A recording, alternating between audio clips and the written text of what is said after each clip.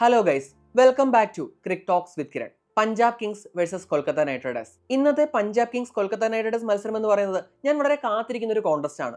അതിനുള്ള കാരണം എന്ന് പറയുന്നത് പഞ്ചാബ് കിങ്സിനെ നയിക്കുന്നത് ശ്രേയസ് അയ്യരാണ്. നമുക്കെല്ലാവർക്കും അറിയുന്നത് പോലെ കഴിഞ്ഞ വർഷം KKR കിരീടം നേടിക്കൊടുത്ത നായകനാണ് ശ്രേയസ് അയ്യർ. എന്നാൽ ശ്രേയസ് അയ്യർ ഈ സീസണിൽ പഞ്ചാബ് കിങ്സിൽ എത്തുകയും പഞ്ചാബിന്റെ നായകസ്ഥാനം ഏറ്റെടുക്കുകയും ചെയ്തു. സമൂഹ മാധ്യമങ്ങളിൽ ചില ട്രോൾ പേജുകളിൽ നമ്മുടെ പ്രത്യേകിച്ച് ഈ KKR അനുകൂലിക്കുന്ന ട്രോൾ പേജുകളിൽ നമ്മുടെ കഴിഞ്ഞ മത്സരത്തിന് ശേഷം പഞ്ചാബ് കിങ്സിന്റെ സൺറൈസേഴ്സുമായിട്ടുള്ള മത്സരത്തിന് ശേഷം ശ്രേയസ് അയ്യറിനെ ഇങ്ങനെ ട്രോൾ ചെയ്യുന്ന രീതിയിൽ കുറേയൊക്കെ ട്രോളുകളൊക്കെ വന്നിരുന്നു. ശ്രേയസ് അയ്യരെ വിട്ടുകൊടുത്ത് എന്തുകൊണ്ട് നന്നായി, 245 പോലൊരു ടോട്ടൽ പോലും ഡിഫെൻഡ് ചെയ്യാൻ കഴിയാത്തൊരു ക്യാപ്റ്റനാണ് ശ്രേയസ് അയ്യർ. അതുപോലെ കഴിഞ്ഞ സീസണിൽ വലിയൊരു സ്കോർ KKR വേണ്ടി ക്യാപ്റ്റനായിരുന്നപ്പോഴും ഡിഫെൻഡ് ചെയ്യാൻ കഴിയാതെ പോയ ഒരു ക്യാപ്റ്റനാണ് ശ്രേയസ് അയ്യർ എന്ന് പറഞ്ഞിട്ട് ശ്രേയസ് അയ്യരെ ട്രോൾ ചെയ്ത് കുറേ ട്രോൾസ് വരുന്നുണ്ട്. ഇന്ന് പഞ്ചാബ് കിങ്സിന്റെ നായകനായിട്ട് താൻ കിരീടം നേടിക്കൊടുത്ത തന്റെ പഴയ ടീമിനെതിരെ ഇറങ്ങുമ്പോൾ ശ്രേയസ് അയ്യരുടെ പെർഫോമൻസ് ഞാൻ കാത്തിരിക്കുന്ന ഒന്നാണ്. ഇനി നമ്മൾ ഈ മത്സരത്തിലേക്ക് വന്നു കഴിഞ്ഞാൽ ഇപ്പോൾ ഈ സീസണിലെ പോയിന്റ് ടേബിൾ നോക്കിക്കഴിഞ്ഞാൽ രണ്ട് ടീമുകളും ഏകദേശം ഒരേ കപ്പലിൽ സഞ്ചരിക്കുന്ന യാത്രക്കാരാണെന്ന് നമുക്ക് പറയാം. KKR പോയിന്റ് ടേബിൾ 5ാം സ്ഥാനത്താണ്, 6 കളികളിൽ നിന്ന് 3 ജയം 3 പരാജയം. പഞ്ചാബ് കിങ്സ് 6ാം സ്ഥാനത്താണ്, 5 കളികളിൽ നിന്ന് 3 ജയം 2 പരാജയങ്ങൾ. അപ്പോൾ അങ്ങനെ ഏകദേശം ഒരു പോയിന്റ് ടേബിളിലായ ഒരു തുല്യ നിലയിൽ ഉള്ള ടീമാണ് നമ്മുടെ ഈ രണ്ട് ടീമുകൾ. പിന്നെ പഞ്ചാബ് ഒരു മത്സരം കുറച്ചേ കളിച്ചിട്ടുള്ളൂ എന്നുള്ളതാണ് ഒരു വ്യത്യാസം. മറ്റേ ഒരു 3 എണ്ണം തോറ്റപ്പോൾ ഇവർ 2 എണ്ണം മാത്രമേ തോറ്റിട്ടുള്ളൂ. അപ്പോൾ അങ്ങനെ മൊത്തത്തിൽ നോക്കിക്കഴിഞ്ഞാൽ ഏകദേശം ഒരു ഈക്വൽ സ്റ്റാറ്റസിലുള്ള ടീമാണ്. എന്നാൽ കഴിഞ്ഞ മത്സരത്തിലെ റിസൾട്ട് നോക്കിക്കഴിഞ്ഞാൽ ഒരു ഓപ്പോസിറ്റ് പോൾസിലാണെന്ന് പറയേണ്ടി വരും. ഇപ്പോൾ KKRന്റെ കാര്യം പറഞ്ഞു കഴിഞ്ഞാൽ KKR CSK ഡോമിനേറ്റിംഗ് ആയിട്ട് തോപ്പിച്ചു. ചെപ്പോക്കിൽ അവരെ വെറും 103 ഒതുക്കിയിട്ട് വളരെ പെട്ടെന്ന് തന്നെ ഒരു സ്കോർ ചേസ് ചെയ്തു. എന്നാൽ പഞ്ചാബിന്റെ കാര്യം പറഞ്ഞു കഴിഞ്ഞാൽ ഹൈദരാബാദിൽ 245 പോലൊരു സ്കോർ ഉയർത്തിയിട്ടും അവർക്ക് ജയിക്കാൻ കഴിഞ്ഞില്ല. അഭിഷേക് ശർമ്മയുടെ സെഞ്ചുറിയുടെ മികവിൽ അവർ ആ ഒരു സ്കോർ ഇത്രയും വലിയൊരു സ്കോർ ആണെന്ന് തോന്നിപ്പിക്കാത്ത തരത്തിൽ സൺറൈസേഴ്സ് ഹൈദരാബാദ് അത് ചേസ് ചെയ്തു. അപ്പോൾ ആ റിസൾട്ട് നോക്കിക്കഴിഞ്ഞാൽ രണ്ട് എക്സ്ട്രീംസിൽ നിന്നാണ് ഈ രണ്ട് ടീമുകളും വരുന്നത്. അപ്പോൾ ചിലപ്പോൾ കോൺഫിഡൻസിലും ആ ഒരു വ്യത്യാസം ഉണ്ടാവും. കാരണം ഒരു ഡോമിനേറ്റിംഗ് വിജയത്തിന് ശേഷം വരുന്ന ഒരു ടീമും അതുപോലെ തന്നെ തങ്ങളുടെ ബൗളർമാർ അത്രയധികം എക്സ്പെൻസീവ് ആയതിനു ശേഷം വരുന്ന മറ്റൊരു ടീമും. പഞ്ചാബിന്റെ കാര്യത്തിലേക്ക് വന്നു കഴിഞ്ഞാൽ അവർക്ക് ആശങ്കപ്പെടാനായിട്ട് ആകെയുള്ളത് ബാറ്റിംഗിൽ നമ്മുടെ ഗ്ലെൻ മാക്സ്വെലിന്റെ ഫോമാണ്. ഇപ്പോൾ കഴിഞ്ഞ മത്സരത്തിലും ഒരു റിവേഴ്സ് സ്വീപ്പിന് ശ്രമിച്ചിട്ട് അതാദ്യം പാടി കൊണ്ടിട്ട് പിന്നെ വന്ന് സ്റ്റംപിൽ കൊണ്ടു. അപ്പം ഔട്ട് ആവാനായിട്ട് പുതിയ വഴികൾ തേടുന്ന പോലെയാണ് നമുക്ക് ഗ്ലെൻ മാക്സ്വെലിന്റെ ഓരോ മത്സരം കാണുമ്പോഴും തോന്നുന്നത്. ഒട്ടും ഫോമിലല്ല. ഇപ്പൊ കഴിഞ്ഞ സീസണിൽ RCBക്ക് വേണ്ടി എങ്ങനെയാണോ ബാറ്റിംഗിൽ കളിച്ചത് അതുപോലെ തന്നെയാണ് ഈ സീസണിൽ പഞ്ചാബിന് വേണ്ടിയിട്ട്. കാര്യമായിട്ട് ഒന്നും ചെയ്യാൻ കഴിഞ്ഞിട്ടില്ല ഗ്ലെൻ മാക്സ്വെലിന്.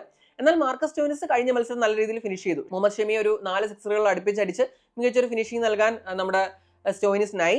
അതുപോലെ തന്നെ ബാക്കി പ്രിയാൻ ഷാരി ആയാലും ബ്രഫ് സിമ്രാൻ ആയാലും ശ്രേയസ് അയ്യർ ആയാലും വധേര ആയാലും എല്ലാം നല്ല ഫോമിലാണ്. വധേരയ്ക്ക് കഴിഞ്ഞ മത്സരത്തിൽ കാര്യമായിട്ടൊന്നും ചെയ്യാൻ കഴിഞ്ഞില്ലെങ്കിലും എല്ലാവരും അത്യാവശ്യം ഡീസന്റ് ഫോമിലാണ്. അങ്ങനെ ബാറ്റിംഗ് യൂണിറ്റ് നല്ല ഫോമിലുള്ള ഒരു ടീമാണ് പഞ്ചാബ് കിങ്സ് എന്ന് പറയുന്നത്. അപ്പോൾ കഴിഞ്ഞ മത്സരത്തിൽ 245 പോലൊരു സ്കോറാണ് അവർ പടുത്തുയർത്തിയത്.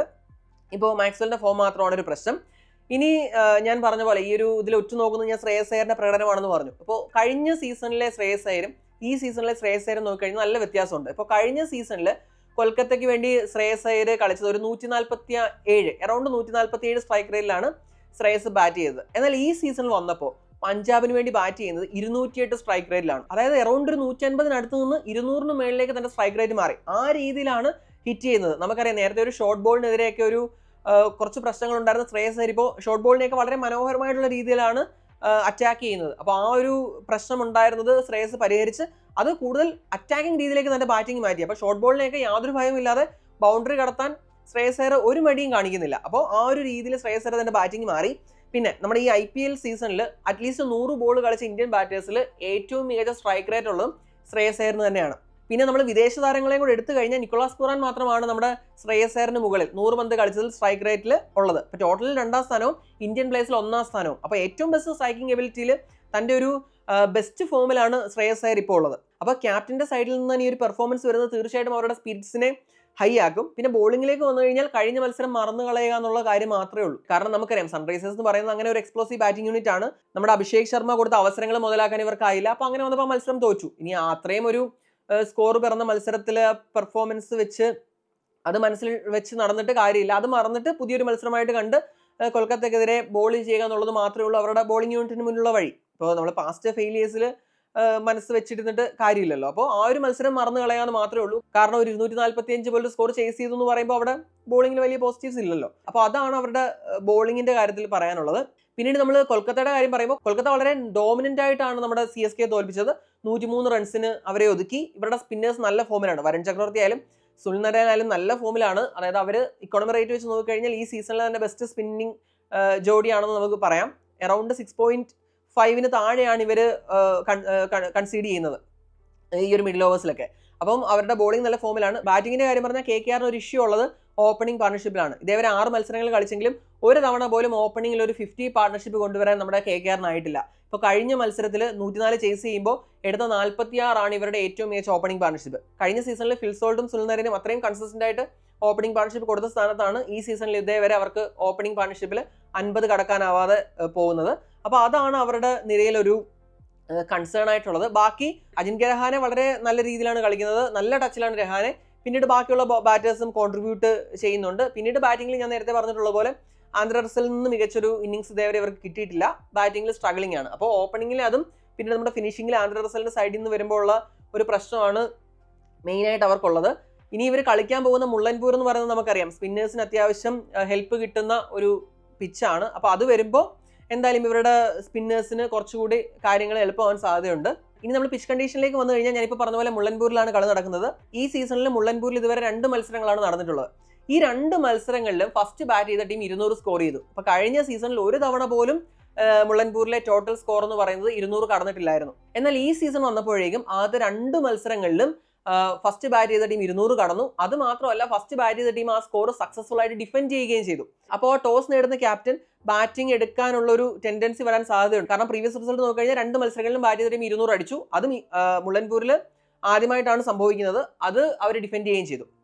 അപ്പോൾ നമുക്ക് അങ്ങനെ ഒരു ചേഞ്ച് തീർച്ചയായിട്ടും പ്രതീക്ഷിക്കാം. പിന്നെ നമുക്ക് അത്യാവശ്യം നല്ല ഡയമെൻഷൻസ് ഉള്ള ബൗണ്ടറീസ് ആണ്. പിന്നേഴ്സിന് എന്തായാലും നല്ലൊരു റോൾ പ്ലേ ചെയ്യാനുണ്ടാവും. ഇനി പ്രഡിക്റ്റഡ് പ്ലേയിങ് 12 വരുമ്പോൾ പഞ്ചാബ് കിങ്സിന്റെ സൈഡിൽ നിന്ന് ഒരു ഇഞ്ചുറി അപ്ഡേറ്റ് ഉണ്ട്. അതായത് ലോക്കി ഫെർഗൂസൺ ഇനി ഈ സീസൺ കളിക്കില്ല. അതിന് പകരമായിട്ട് ഇവർക്ക് മൾട്ടിപ്പിൾ ഓപ്ഷൻസ് ഉണ്ട്. ഒന്ന് യൂസ് ചെയ്യാൻ പറ്റുന്നത് അസ്മത്തുള്ള ഒമർസായി ആണ്. അസ്മത്തുള്ള ഒമർസായി അല്ലെങ്കിൽ പിന്നെ ഇവർക്ക് ആരോൺ ഹാർഡി യൂസ് ചെയ്യാം. പിന്നെ ഒരു ഓപ്ഷൻ ഉള്ളത് സേവിയർ ബാർട്ട്ലറ്റ് ആണ്. അപ്പോൾ മിക്കവാറും അവർ അസ്മത്തുള്ള ഒമർസായിയെ ചൂസ് ചെയ്യാനാണ് സാധ്യത, അല്ലെങ്കിൽ വരുന്നത് ആരോൺ ഹാർഡി ആയിരിക്കും.